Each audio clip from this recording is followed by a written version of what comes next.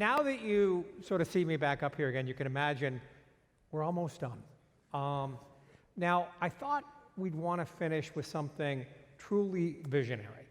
But I don't know, somehow I find it hard to be a visionary standing on stage. I kind of need to be, I don't know, a little bit of comfort. And so I thought I don't know, virtual reality, can we have some furniture? I mean, can we get something up here that just makes it a little more comfortable from somewhere? It's coming. Oh, there we go. Look at this. So now you can probably note that there are 2 chairs here.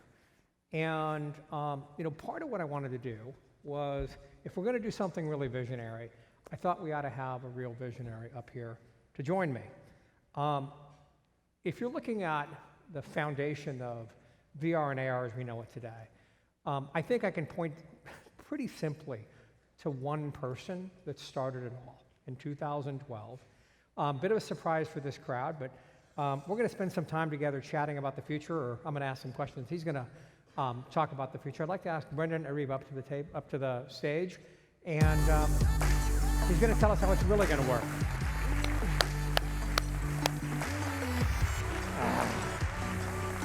Good to see you.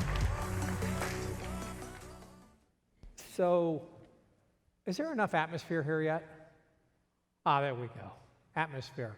Is it happening? I think so. So, There we go. all right.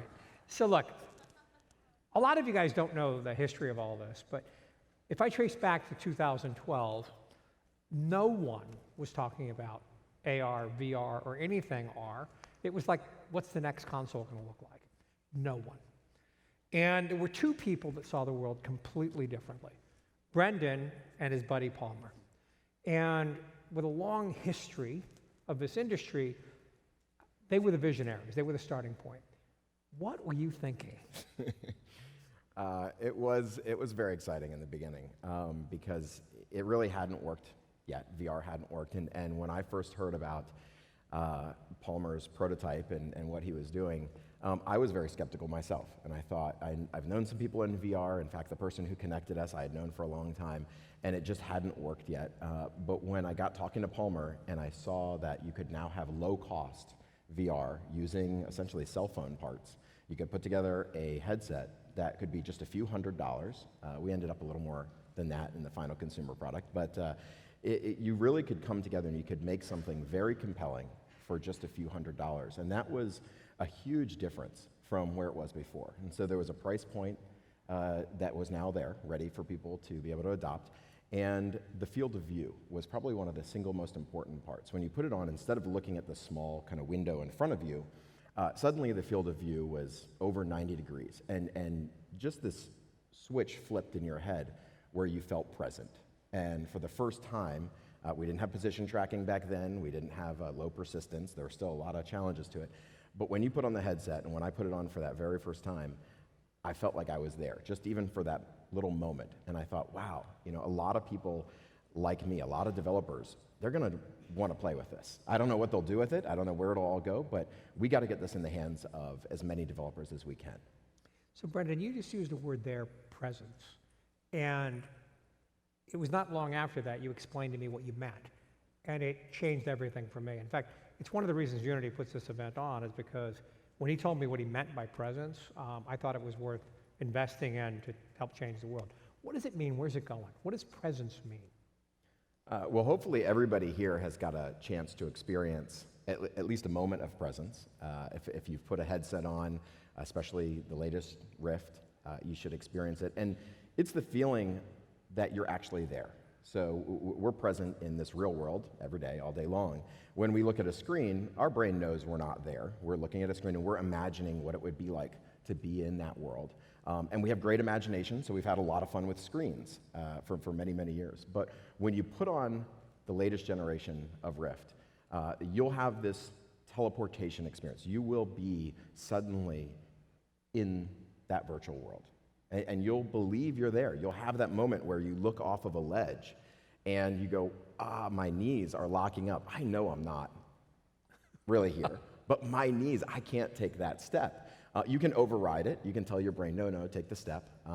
And the same for if a dinosaur is coming at you. I mean, there are all these great experiences where you see people having reactions that are normal physical reactions, moving out of the way, not being able to take a step that you have in the real world, that you're now suddenly having in the virtual world. And that never happened before. So that moment that you feel like you're there, that's the sense of presence. So earlier, I outlined this formula, if you will. I said, under $1,000 needs to be, the user needs to be mobile, and content coming together and threw out a curve for how the industry is going to go. You know more about this than I do. How do you see the future? How do you see this coming together and when? Well, we always try to set expectations, and I'm really a big vocal proponent of making sure that we look at this as a long-term play. This is not something where you can't map the iPhone, smartphone kind of launch over VR today. It's really more like the beginning of the PC or the beginning of the very first phone. I think back when I saw the first phone, I think it was on Saved by the Bell. I think Zach Morris had this phone, and he could pull out this antenna. I forget if it required a backpack or not, but it was this huge thing, and I thought, wow, that is not something I'm going to own anytime soon, but that felt kind of like the future. It was pretty cool, and it was some, kind of very expensive, exotic communication device. And now we all have one in our pocket.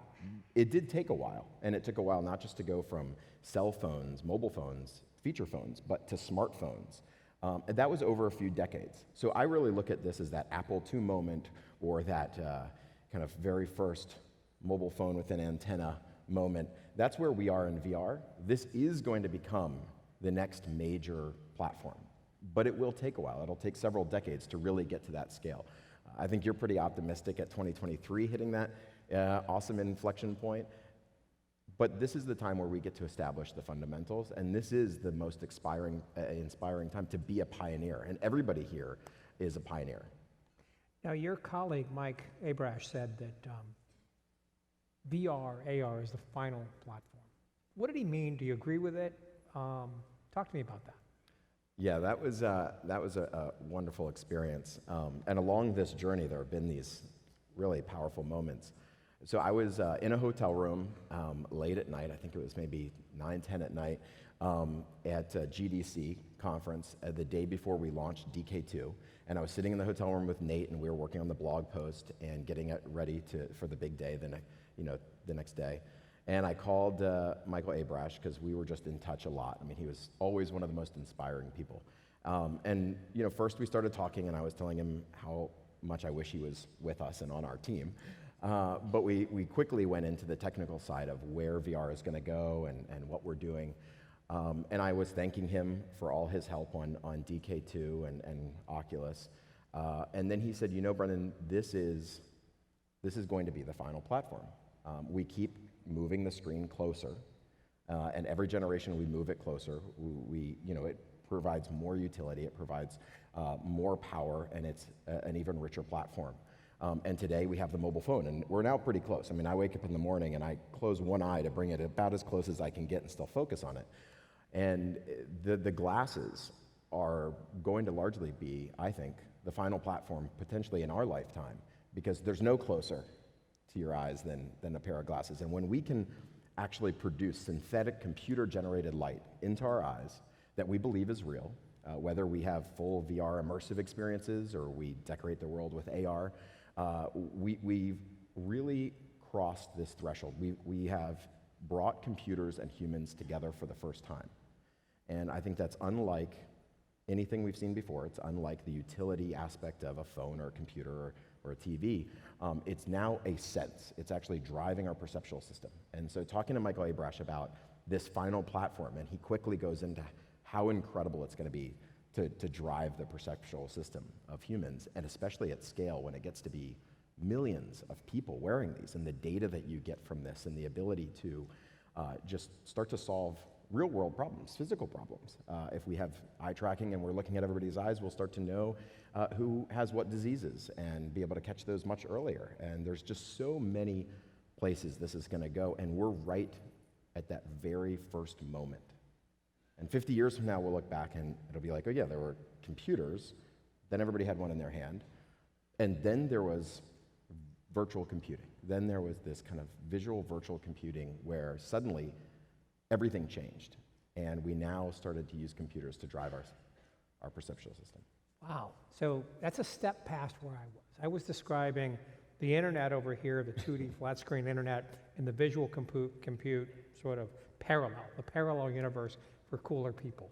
And you've described an entire transformation in the way we live. I like that better. So You had it close. I thought I'd clarify a little bit. You've always been a step ahead of me.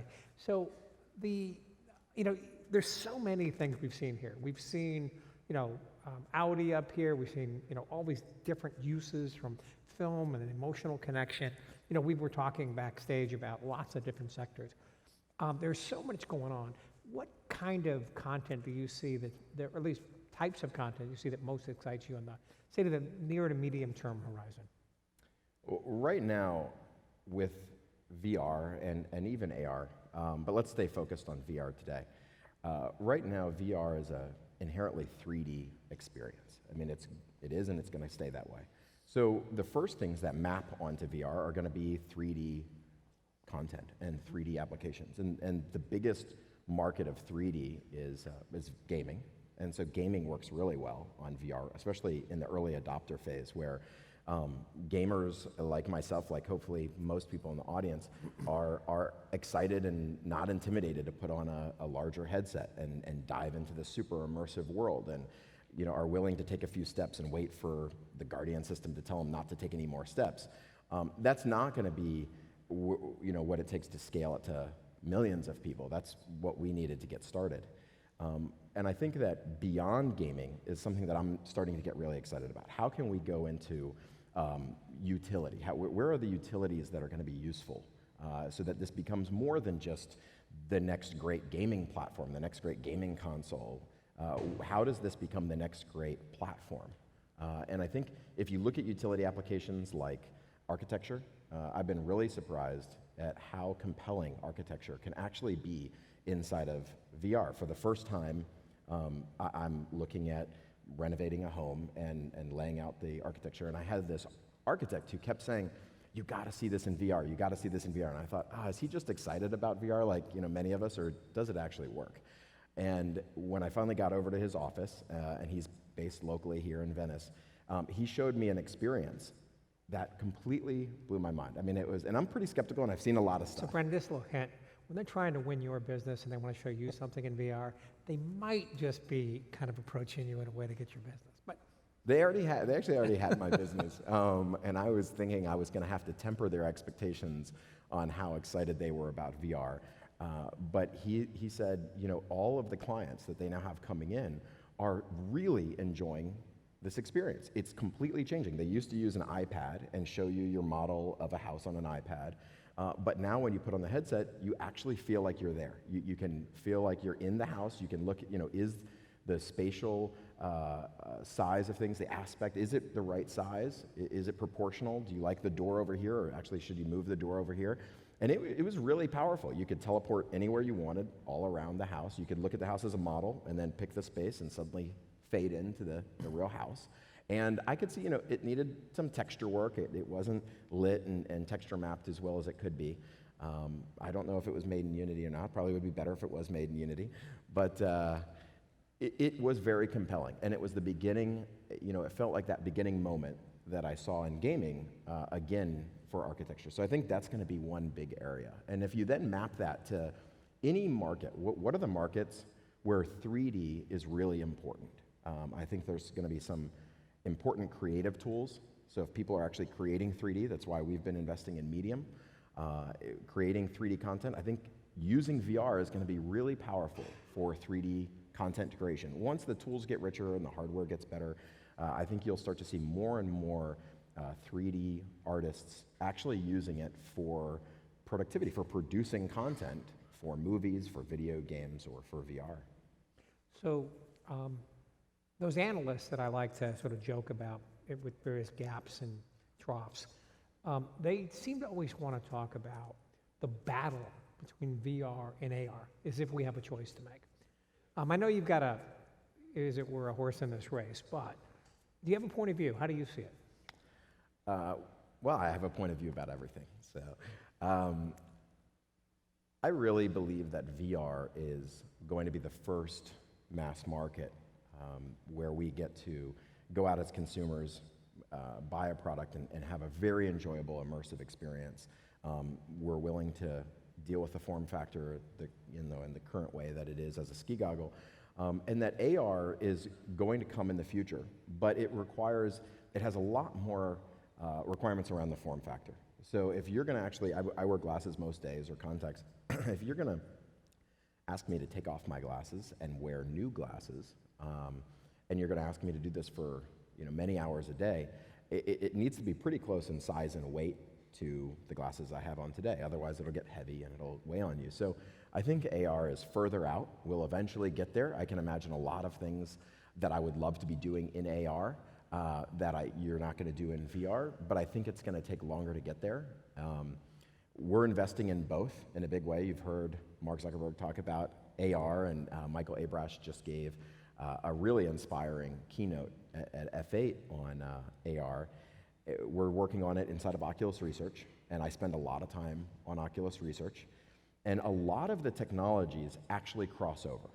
So if you back up and you think VR is this headset, we have 2 screens in it, and we're projecting all the light in, and now we have a sensor system where we're trying to track the position, and we're using external sensors. But the next leap, we need to use sensors on the headset. So you've seen some of what HoloLens has done and the inside-out tracking. Well, that inside-out tracking system, so you don't need the external sensors, that's the same tracking system or a similar tracking system that we're going to want for AR. We'll bring it to VR, we'll eventually want it in AR.